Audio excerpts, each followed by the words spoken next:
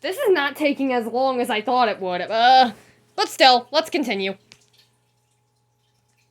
Oh, it's just to say, I'm the main character, but why? Out of context. There, you YouTubers can take that out of context clip. I think in the original book series, they would have expanded on that more. It wasn't tethered to our reality. In fact, in the original books, all the animals were evolved. Look, there's fish sleeping in beds. There's cities. There's cars. And look at that. Are those more Vegemal eggs? And sheep fish? Is this SpongeBob?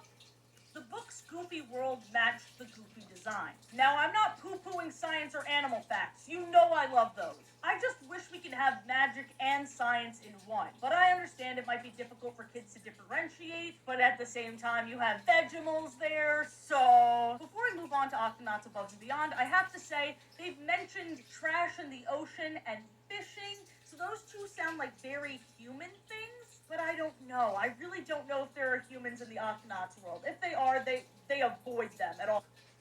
I'm going to ignore that question. Costs. Probably a good choice. Wait a minute. Who are you?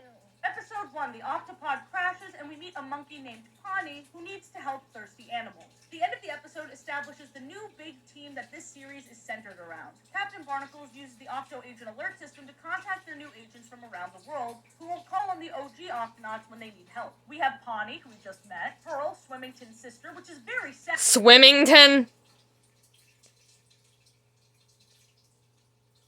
How dare you do that to Super Saiyan Shellington? That's a joke. That's a joke. If you believe my theory. Just eat sea urchins and stay in your lane, alright? Let him have this one thing. We also have Tracker, the polar bear from the Arctic, Nat Twig from the Antarctic, Calico Jack, Marsh from Florida, and Ming, a red panda we've never met that apparently plays a huge role in Season 5. According to the Octonauts wiki, Min met Inkling when he was stuck in bamboo and she saved him. And she's also a map maker. She sounds awesome, Season 5 sounds fun, but where's Ryla? She should have been here from the start. Yeah! This is bullshit. There is now also an Octo Ray that Dashi flies. They're investing way more in flying and land tech. There's a new Octo Report song, and even though the vocals are very good, I just miss the focus on the new animals they've met. Check it out. Methane gas. Yeah, methane gas. Yay! Methane gas! Yay! That's so fun!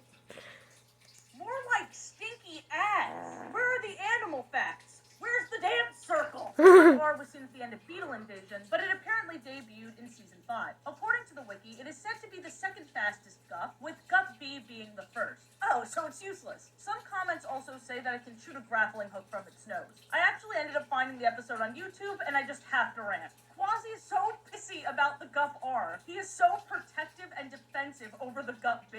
Anytime someone mentions the Gup R, he's like, well, it's not as good as mine. The B in Gup B stands for baby boy. Because this No. Stands for badass, like I said earlier. baby boy, and no one will steal his thunder. The reality is, he thinks the Gup R is very cool, and I don't know if he feels like he's betraying the Gup B by admitting that to himself. Back to Above and Beyond, there are actually 2 more seasons of Above and Beyond. 4 seasons in total. Only 2 are available in my country. The Octonauts hate the United States. Out of context. Which, you know what, fair. But look what I found on the wiki. This is Selva. She's an iguana and a botanist. We've seen iguanas throughout the series, and they've never looked like that, which just adds to my theory. According to the wiki, there's also a fan theory that she may know more about the Vegemals, since she works with plants a lot. No, the Vegemals are aliens.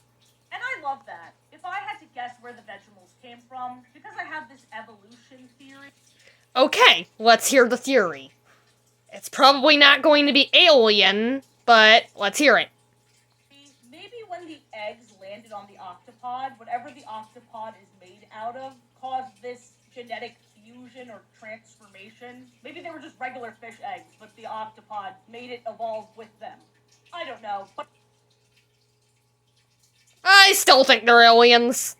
I think she has the answers. I'm gonna be honest, Above and Beyond kind of lost me, as there is way less barnacles in this season. Dashi steps into the spotlight, taking a new leadership position as the pilot of the Octaray. A lot of these episodes is just smaller groups going on missions. I'm happy for her, don't get me wrong. I just miss barnacles.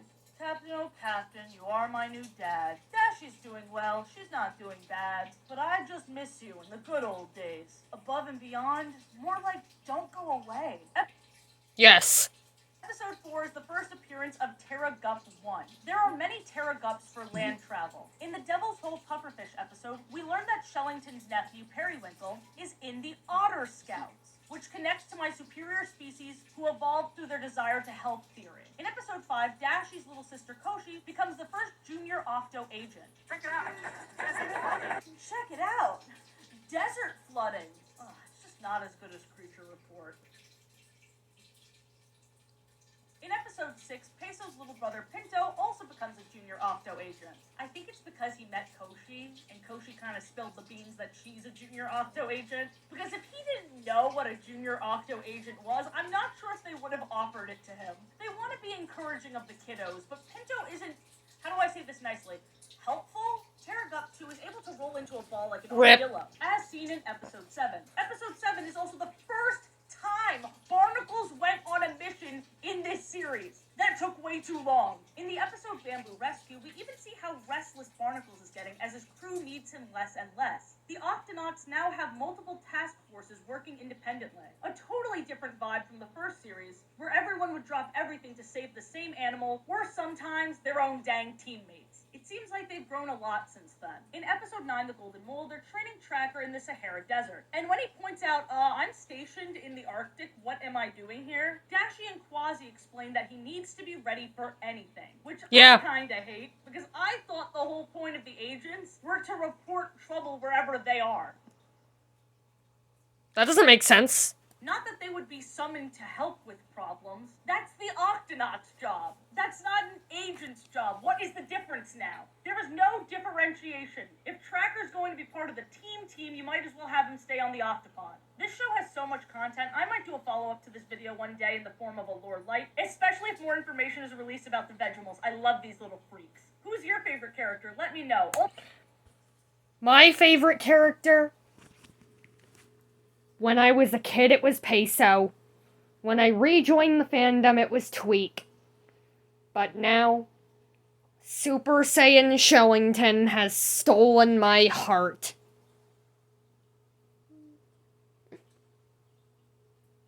Anyway, I really hope you enjoyed the video. Videos. Anyway, see you later.